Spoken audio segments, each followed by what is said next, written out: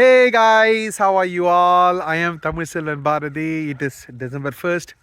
It is so cold out here, and that's why I got my new attire with my wool cap and everything in my hand. Look at this. I got a socks. When I started with the walk, I went into my closet and searched for my wool gloves and I couldn't find it. So I just got a plain old socks. On my right hand, I've taken the socks off because I'm taking this video. And nowadays, all these smartphones, they have capacitive touch screen, right? Remember those days 20 years ago when they first came up with all these touch screens?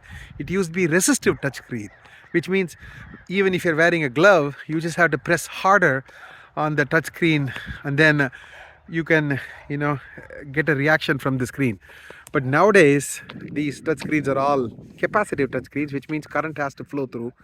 And then if you got a glove or something on your fingers, then the touch screen is not going to work.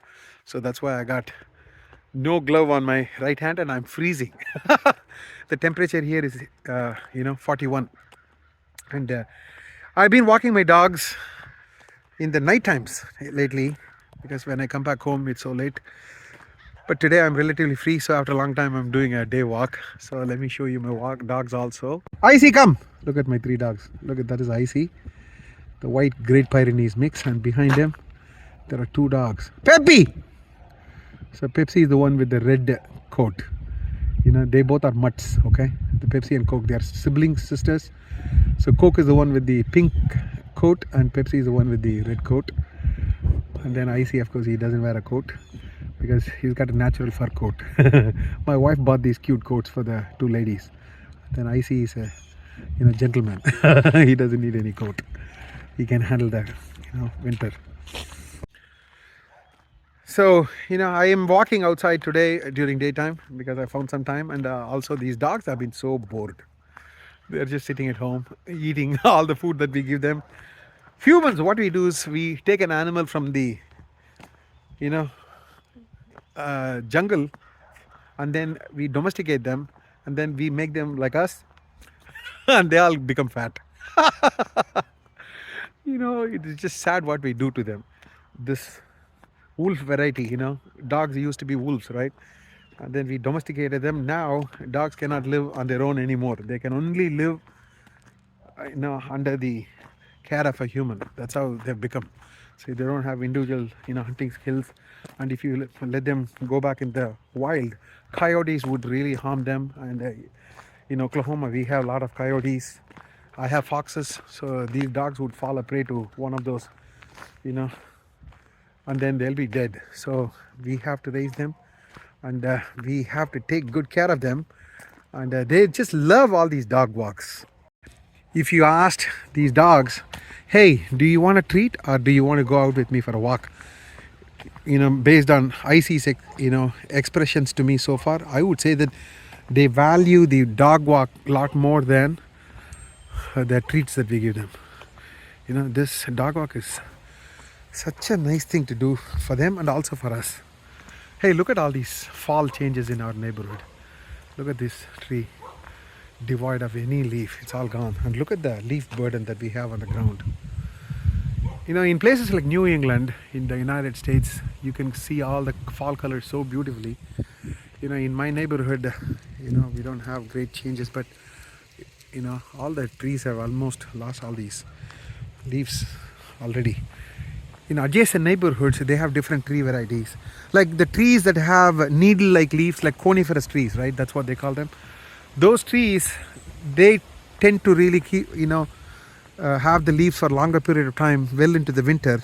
Some of those leaves don't even fall off during fall, So, but most of the trees that are broad-leaved, the leaves just fall on the ground, and they become like this in fall. Anyway, it is so beautiful. I had a good walk. The human body, it is funny. When you really want to get out and start walking, you feel like, oh my God, it is so cold, I don't want to walk. That is the first response, because we try to shy away from any of these responsibilities that going to involve work, at least me. The only thing that I like to do is just sit at home and then make music videos or something. So I don't like to work at all. So I don't like to work out. But today I pushed myself to do it for the dog's sake, So, it was so cold out there when I started walking, but then now I'm at the end of my walk. I'm coming back to my home. My home is over there. So, at the end of my walk, what happens is, since I walked already for more than an hour now, and since burning calories, that's an exothermic reaction, right? It makes heat. So there are two kinds of reactions in thermodynamics. Endothermic reaction, where it sucks the heat for a reaction to happen, or exothermic. So our calorie burning process and our exercise activities, that's all exothermic. So we generate heat, and because of that, what happens is I feel really already warm now. Just the exercise did this magic to me. Hey, look at all my Bradford pears. Look at all the fall colors, and look at the leaf burden on the ground. That is just cycling of nitrogen. It goes up in the leaf, chlorophyll, and then it falls on the ground, and then it gets broken down over the next 20, 30, 40 years. I don't know how long it'll take for these leaves to become absorbed again as fertilizer. Anyway, I'm having fun making these videos. Hopefully you're also finding it interesting, and hopefully you can really get a idea of how trees change color in the United States during fall. Hey, also one more before I let you guys go. Let's do a quick exercise, okay? Centigrade to exercise in a Fahrenheit conversion. What is the freezing point in centigrades? Freezing point is 32. Okay.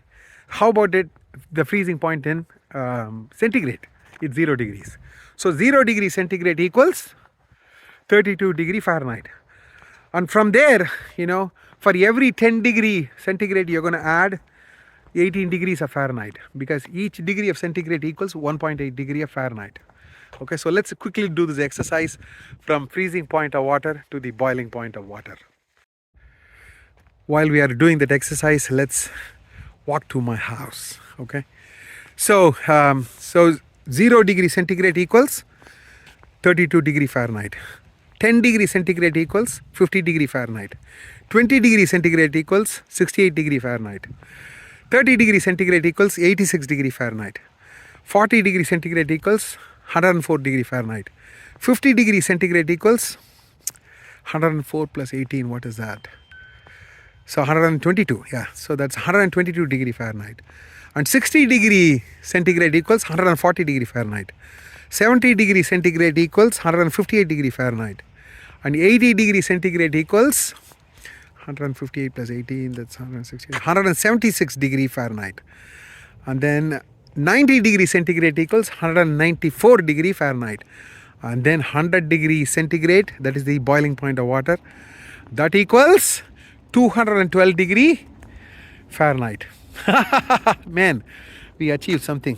The dogs are happy, and Pepsi is happy, and Coke is out there, I think, trying to have a dump. Hey, let me show you my bamboo tree. In this area, I planted some bamboo trees. I hope these bamboo trees end up as tall bamboo trees in our neighborhood, like what they show in the movie Crouching Tiger and Hidden Dragon. Remember that movie? That's what I want. I want bamboos all around my house. So hopefully I can do that. Hey, Coke, come here. So there might be snakes, so I better really get off of this area and get back to the concreted driveway. And then let me flip the camera. Anyway, hey guys, it was so good making this video, talking to you guys, and have a little intellectual mathematical analysis or a conversion of centigrade to Fahrenheit. Something simple, something just to kill time. Like in Seinfeld, that series, remember, TV series Seinfeld, they say like it's a show of nothing, just general bullshit. So that's what we did just now.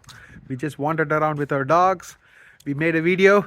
We just bullshitted a little bit, and then we exercised converting centigrade to Fahrenheit, and we made friends. Take care, guys. I am Tamiselvan Bharati. I'm signing off, and I'll see you in my next dog walk video. Goodbye.